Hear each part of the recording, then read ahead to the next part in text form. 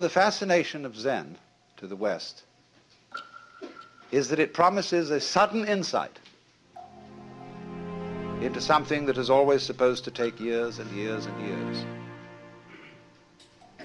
The psychoanalysts, if you're mixed up, they tell you the troubles you've got yourself into over all these years can't be undone in a day. And therefore it will take many, many sessions, maybe twice a week for several years for you to get straightened out. The Christians say that if you embark on a path of spiritual discipline, you get yourself a spiritual director and submit yourself to the will of God, but you may not get into the high states of contemplative prayer for very many years. The Hindus, the Vedanta Society people, the Buddhists also say will require many long years of meditation, very hard concentration, very difficult practice, and stern discipline. And then maybe you will make enough progress in this life to become a monk in your next life. And then you'll make enough progress to enter some of the preliminary stages leading to Buddhahood. But it's all likely to take you many, many incarnations. But when this artist Hasegawa was asked, how does one see into Zen? He said, it may take you 3 seconds. It may take you 30 years. I mean that. And so you see there is always the possibility that it may take only 3 seconds.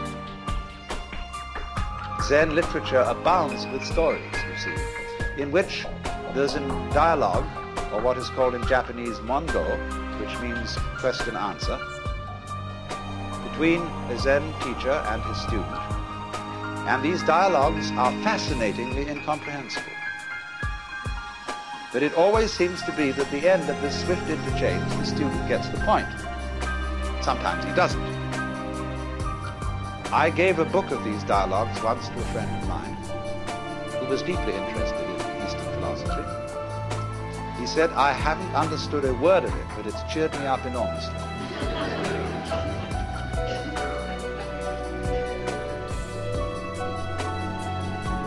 So this book called the Mumonkan, which means the barrier with no gate, or the gateless gate, contains such stories as the student, I say student rather than monk, because Zen students are not monks in our sense of the word monk. Our monks take life vows of poverty, chastity, and obedience. And to make the grade, you're expected to spend your whole life in a monastic state. But I call the Zen monk a student because he's more like a student in a theological seminary. He may stay much longer than the usual 3 years. He may stay 30 years or so. But it's always possible for him to leave with dignity and to graduate and to go into lay life, or become a regular priest who keeps charge of a temple, get married and have a family. And only very few graduates of the Zen monastery become Roshi. The Roshi means simply old teacher. That is the man in charge of the spiritual development of the students.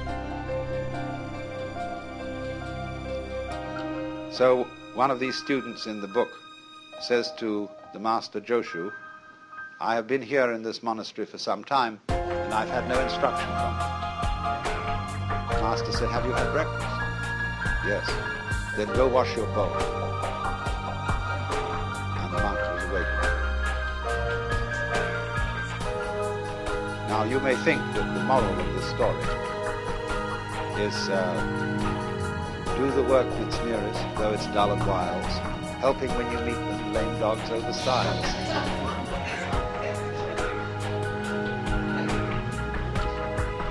Or that the bowl might be a symbol of the great void, the all-containing universe. And probably the monk had washed it already, because they immediately after eating in Japan and China, in a monastery, they would take tea and pour it into the bowl and swill it around, wash it and wipe it out. So maybe he had already washed the bowl. And in that case, you might think that the master was saying, don't gild the lily. Don't, to use a real nice Zen phrase, don't put legs on a snake or a beard on a human. No, the point of that story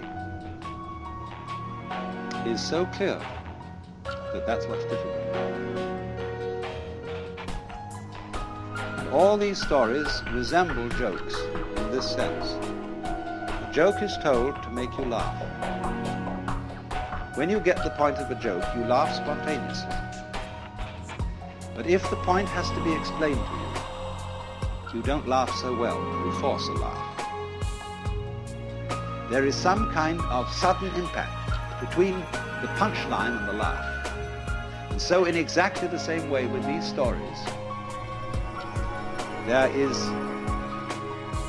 expected to be something else than laughter, which is sudden insight into the nature of being.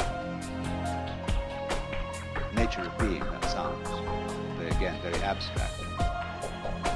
But it was go wash your bowl.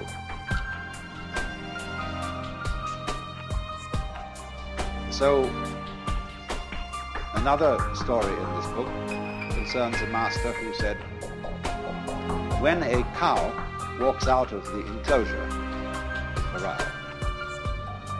the horns and head, the four legs and the body all get through, but not the tail. How is it that the tail can't get through? And nobody could answer this. Another story tells of a certain master called Bai Zhang. He was so good that he had hundreds of students, and they couldn't all be housed in one monastery. So he had to find one of the students who could also be a master. And so he arranged a test. He put down a pitcher in front of them all and said, without making an assertion or without making a denial, tell me, what is this?